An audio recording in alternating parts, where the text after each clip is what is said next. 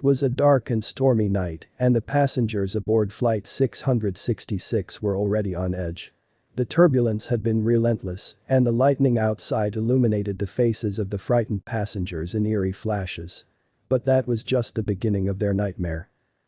As the plane continued to jostle and shake, the overhead compartments began to open and close on their own. The flight attendants tried to reassure the passengers that it was just the turbulence, but they too were starting to look worried. Suddenly, the lights in the cabin flickered and went out. The only source of light came from the emergency exit signs, casting an eerie glow throughout the plane. That's when the screams started. Passengers reported seeing shadowy figures moving around the cabin, even though no one could identify where they were coming from. Some said they saw hands reaching out from under the seats, while others swore they saw faces pressed up against the windows.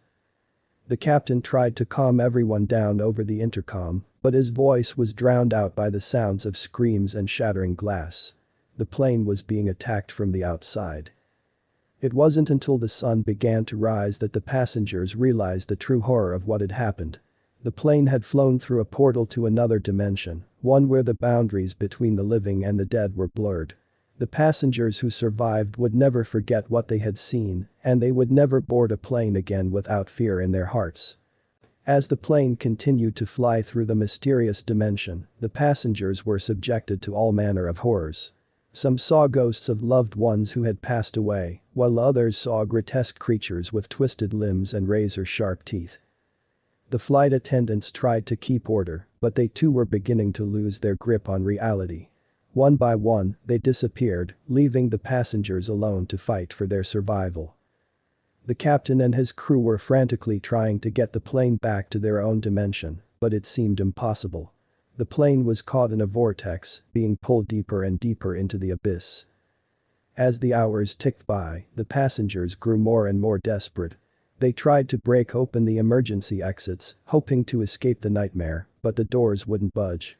The air inside the cabin was growing stale, and the temperature was dropping rapidly.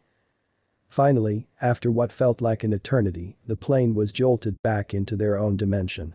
The passengers stumbled out onto the tarmac, gasping for fresh air and clinging to each other for comfort. They were all traumatized by the experience, and many of them would never fully recover. From that day on, the airline industry was forever changed. People spoke of Flight 666 in hushed tones, warning each other never to board a plane during a stormy night. The incident was investigated by countless agencies, but no one could explain how the plane had entered that other dimension or how it had finally returned. But the passengers who had survived knew the truth.